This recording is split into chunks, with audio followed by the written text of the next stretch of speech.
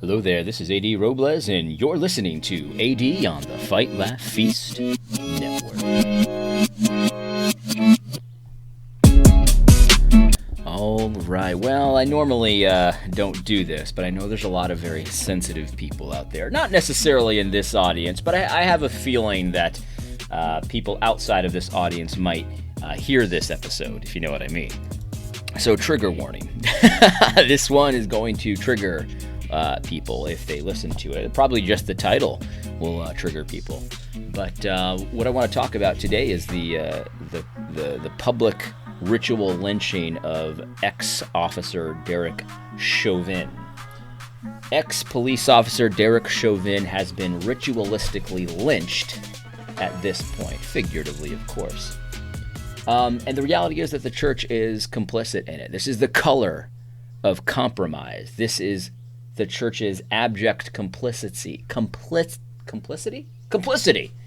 in sin, in mass hysteria, in mob vigilante justice. This is the crowd calling out for blood against God's commands. And I want to make sure that I set the stage properly here, and I want to talk to you about a few different things, because at the end of the day, a Christian is called to love, right? We have to love our neighbor. We have to love our enemy. And these things are really hard, but I think it gets a little bit easier when you realize what love really is, because I think we've got this idea that our enemies, what we have to do is somehow, some way, conjure up affections towards them. And we need to feel like ishy squishy, because at the end of the day we've kind of merged the idea of love in with these butterflies in our tummy tum, and so if we don't feel the butterflies in our tummy tum, well, that's not really love. And really, butterflies in your tummy tum has not much to do with love. There's affections there, and that's part of love in many instances. Like, I love my children. I absolutely love my children. Yeah, the other day, my child, my wife and I were having a disagreement, and we raised our voices, and my son reminded me about God calling us to be gentle and patient with each other, and was cried. You know what I mean? I love my kids, man. I love my wife. I've got feelings towards them. But love is primarily how you treat someone. It's about treating your enemies. When God says to love your enemies, it's not so much about getting the butterflies in your tummy tum. No, it's about treating them according to God's law, treating them fairly. And just because somebody is your enemy, just because you hate their guts, because they're your enemy, doesn't mean you get to treat them contrary to God's law. Does that make sense? You know what I mean? So it becomes a little bit easier to love your enemy when you realize it's really more about your actions towards your enemy. And let me just get something, up front here. Ex-police officer Derek Chauvin, it is very difficult to have any sympathy towards him. It's very difficult to have any sympathy towards him. Even just the image, even if you never watched the video but you heard about it, you've seen the picture for sure of this beast kneeling on someone's neck. You've seen the picture of this beast kneeling on someone's neck, and you've heard what happened, even if you haven't watched the video. So it's very difficult to have sympathy or love towards Derek Chauvin. But if you're a Christian, you are required to love Derek Chauvin.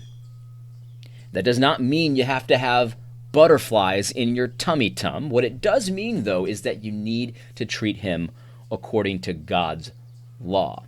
And God's law in these instances is very particular, because this is a very serious situation that we find ourselves in. That officer and that man and those other officers as well, they found themselves in a very serious situation, and God was very careful to tell us what we ought to do. You know what I mean? And so it's very difficult to have sympathy for Derek Chauvin. And the reality is, Christians, we need to understand we don't know anything about Officer Derek Chauvin. The other day, somebody told me, well, Derek Chauvin had 18 or 20 something like that, like 20, complaints against him for brutality. And it was, every color of the spectrum, black, white, he's just a brutal guy. That's what this person wanted me to take from this. And I didn't question him because this person was just emoting, and it was really no point in questioning him. But to me, it's like, well, when you think rationally about that, when someone says, well, he had 20 instances of police brutality in his record, well, you need more information to know what that means, because I don't know what that means. I'm not saying that it means anything here, but what I'm saying is I need more information, because if it comes out that like most officers have 50 complaints against them for police brutality and Chauvin only had 18 or whatever it was, well, Derek Chauvin seems like he has some restraint all of a sudden when you get more information. Or if it comes out that most police officers have 0 complaints against them, then all of a sudden it looks like they had a problem on their hands with Derek Chauvin. But the reality is, like, so few of us have any information about who this guy was. And not that that really matters, but we need to understand that there's always more to every story. And so this is why God's law is so genius. It doesn't allow you to lynch someone. And Derek Chauvin is being lynched right now. This is a situation where every person and their mother has condemned Derek Chauvin without having the information. Like when you see the video, right? You need to be able to say, okay, how do I love Derek Chauvin? Well, we have to go according to God's law here. So the first thing we need to figure out is, how did this man, George Floyd, how did he die? How did he die? And you might say to me, well, AD, it's obvious how he died. Look, Derek Chauvin was on his neck. He said, I can't breathe, and then he was dead. That's how he died. And I'm like, no, but the thing is, like that's not how our law system works, and that's also not necessarily how God's law system works, because we need to figure out what caused his death. Like, in other words, was there something underlying there that caused his death? That actually does matter. Now, it doesn't necessarily matter as far as who's held responsible for his death, because ultimately, I certainly believe, it certainly looks to me like he should be responsible for his death. But the details actually do matter here, because in God's system, we have different kinds of homicide. And that's why, American system has different kinds of homicide. No homicide is good, okay? No homicide is good in the grand scheme of things, but there's a difference between first-degree murder. There's a difference between manslaughter and third-degree manslaughter and involuntary manslaughter. And this is all stuff that's patterned, at least allegedly it should be, patterned after the law of God, because even in God's system, there was difference in different kinds of homicide.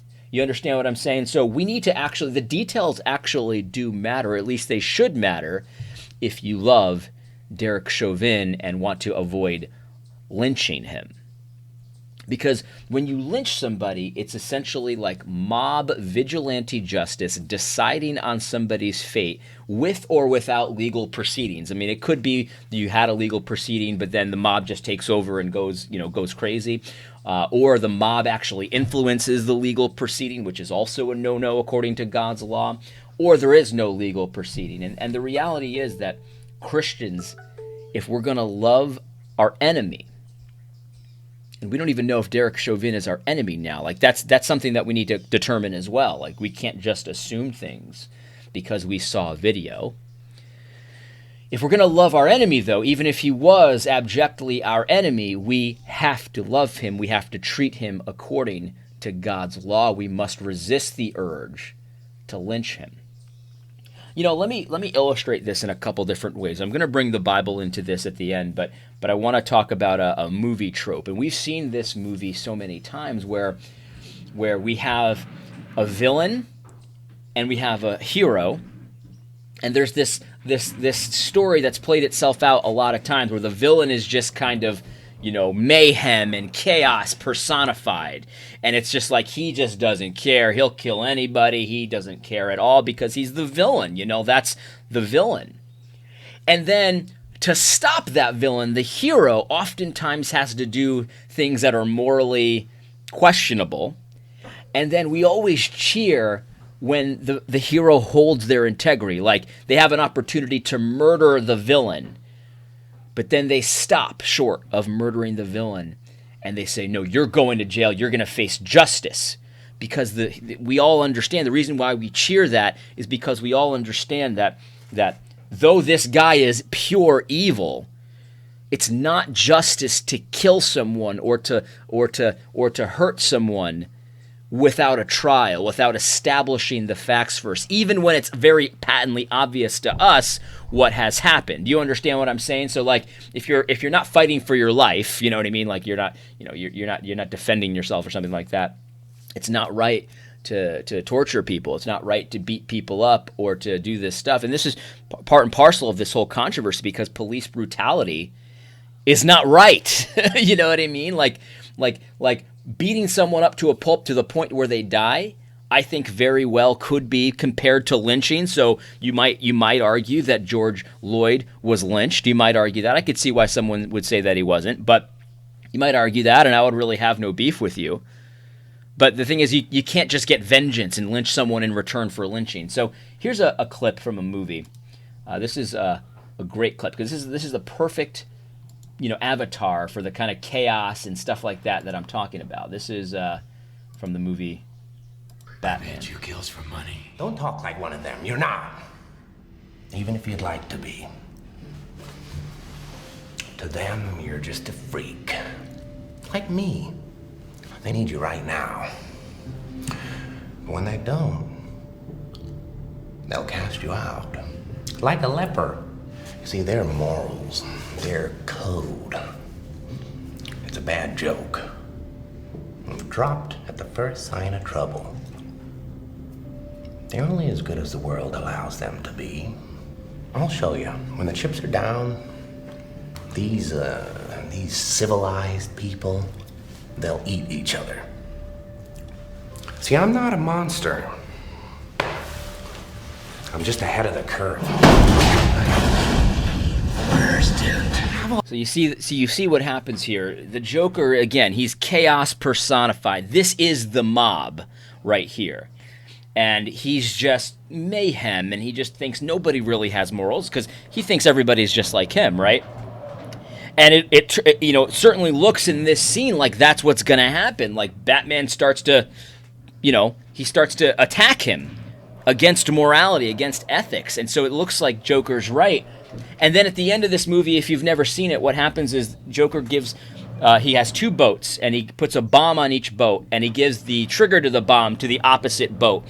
And he says, look, if you don't blow the other boat up, I'm going to blow both of you up at a certain time. And so the idea is he's going to make the people kill the other people, and that's his whole game because he thinks everybody's just like him. He thinks everybody's just like him. He thinks people will eat each other.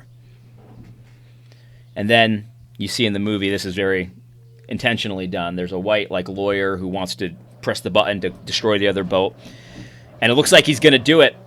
And then I think it's Debo. Debo gets up. He's like a criminal, an ex-con, and he says, I'm going to do it. I'm going to do what needs to be done. And you think he's going to push the trigger to kill the other boat to save his own life. But he doesn't. He takes the trigger and he chucks it in the water, essentially dooming them, at least as far as they know. And so that black man, Debo, I think it was Debo maintained his integrity. Debo maintained his integrity. He said, I'm not going to kill people just to save my own skin. See, he was loving his neighbor, right? He was loving his neighbor. And then at the end of the movie, Batman, he does the right thing as well. He doesn't become the Joker like the Joker predicted and all of that. And we cheer that kind of stuff. We cheer in the movies when the hero says to the villain, I'm not like you. I'm not like you. And they hold their integrity to make the villain face justice because we know intuitively that vigilante justice, lying about people, joining the mob in injustice, joining the many to do wrong is wrong. Even if it seems so clear to us that, man, Derek Chauvin killed this guy, it seems pretty clear to me, right? It seems pretty clear to me. But what I should be calling for is for him to face a trial. we can't condemn a man without a trial. And it can't just be a trial. It has to be a trial that has some semblance of fairness to it, some semblance of impartiality to it. And how can we do that when everyone and their mother, including Christians, have decided not only did Derek Chauvin murder this guy without knowing anything about the autopsy, without knowing anything about the actual cause of death, without knowing anything about the situation really, and on top of that, not only did he murder him, but he also did it because George Floyd was black. You see, Derek Chauvin is also a racist white supremacist, which is where the lynching comes in. Because in this culture, if you are called a racist white supremacist, doesn't matter if you are one, it doesn't matter if you've ever done anything racist in your life, if it becomes known that you're a racist white supremacist, your life is essentially forfeit. I mean, try getting a high profile job when you're tarred and feathered as a racist white supremacist. Try getting any kind of respect at all. I mean, sometimes you can't even post on social media if you're a racist white supremacist. You see, I don't blame. I do blame them, but I don't expect anything from pagans, right? You know, pagans will lie about people. Pagans have no problem lynching people, just as long as it's the right person, right? But I can't believe that so many Christians have decided to join in with the many to do evil. So you see, so many Christians are not loving Derek Chauvin. I find it difficult to have any sympathy for Derek Chauvin. I think he should face serious charges, and if convicted, he should pay the due penalty for those charges. You understand what I'm saying? So I don't have any sympathy for him. Well, I do, actually. Because he's been lynched. There's no way he can get a fair trial at this point, because everyone and their mother, including Christians that you wouldn't expect, have decided that he was not only a murderer, but the worst kind of murderer, a racist murderer, without any evidence. You see, his character has been lynched. Derek Chauvin has been ritualistically lynched by a new religion. This is what they do. This is what they do. There's no way, it doesn't matter what the facts are, there's no way that this man will ever get a fair shake. Because when people see his face, they're going to see the face of an evil, bigoted racist, because everyone, including many Christians, have tarred and feathered him in that way. His reputation, doesn't matter what the facts are, there's no recovering it. And you might say, well, he deserves it. And you see, that's the point. You've decided that he was guilty, and now you're going to find evidence for his being guilty, you know, by picking and choosing what you cite. So if he beat up, you know, 5 black guys but 10 white guys, and those are the complaints against him, you're going to point to the 5 and say, see, he's a racist, against all evidence. And you see, Christians cannot do this. We have to maintain our integrity. We have to resist the urge to join in the mob in condemning a man before he's had a fair trial. Our law does not allow it. Our law does not allow it. I've been thinking so much lately about Nicodemus, because Nicodemus was a Pharisee, and he knew that Jesus was an innocent man, and he confronted the rest of his Pharisee buddies, because his Pharisee buddies were planning on how to kill him, how to arrest him and kill him. And Nicodemus was like, our law doesn't allow us to condemn a man before he's had a trial so we can see what he's done. This is God's law. It doesn't allow us to lynch someone right? That's what Nicodemus was saying. We can't lynch someone. We have to find out what's what before we condemn a man. And then if he's guilty, we can condemn him. And the mob, in this case it was the Pharisees, said, "Oh, so you must be one of them." And that's the same thing we hear today, because people are going to hear what I'm saying here. And it doesn't matter how many times I say I have no sympathy for Derek Chauvin. It doesn't matter how many times I say it. They're going to hear me say, well, we should not lynch Derek Chauvin's reputation by lying about him and saying things about him that we don't know are true. Even if it certainly seems true, we don't know it's true. We can't say it. People are going to hear that and say, oh, AD must be one of those white supremacists. It's the same response. There's nothing new under the sun. There's nothing new under the sun. Later on, Jesus, during his trial, Pontius Pilate realized he was innocent. Right? Pontius Pilate said, this guy hasn't done anything worthy of death. And what happened? What happened was, because of politics and because of optics, and because of a desire to please a lynch mob, he had him condemned anyway.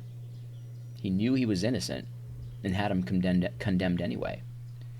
And you might say, well, AD, how could you compare our Lord to Derek Chauvin? And the reason I can do that is not because I think Derek Chauvin was innocent, because our Lord was clearly innocent. And I don't think Derek Chauvin is innocent. In fact, hardly anybody does. But the reason why I can make the comparison is because despite how many of you are treating him, Derek Chauvin is made in the image of God. Derek Chauvin, like George Floyd, was made in the image of God. And God's law forces us to love our neighbors, to love our family, to love ourselves, and to love our enemies. And the standard of love is the same for everybody. There is no partiality with God. Whether or not you have a uniform on has nothing to do with what steps you take when you're going to condemn a man. There's no different standard.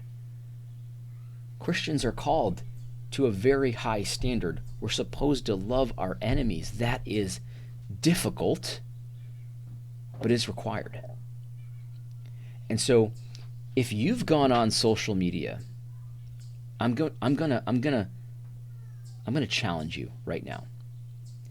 If you've gone on social media seeking to condemn someone, seeking to lynch this officer, to lynch his reputation, before his trial, you need to understand the evil that you've done. You've joined an angry mob. You've joined the many to do evil. If you've said things about Derek Chauvin that you don't know are true, I would urge you to get online right now and to take it back and to apologize and to repent of your sin. Because I've said many times on YouTube, man, that video looked awful. It looks like Derek Chauvin killed this guy. That's nothing wrong with that. That's what the video looked like.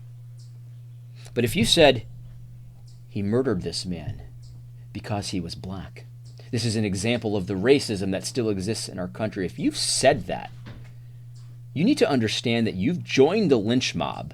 You've joined the many to do evil, and you are not loving Derek Chauvin the way a Christian is forced to love Derek Chauvin. This is not an optional thing. This is a command of God.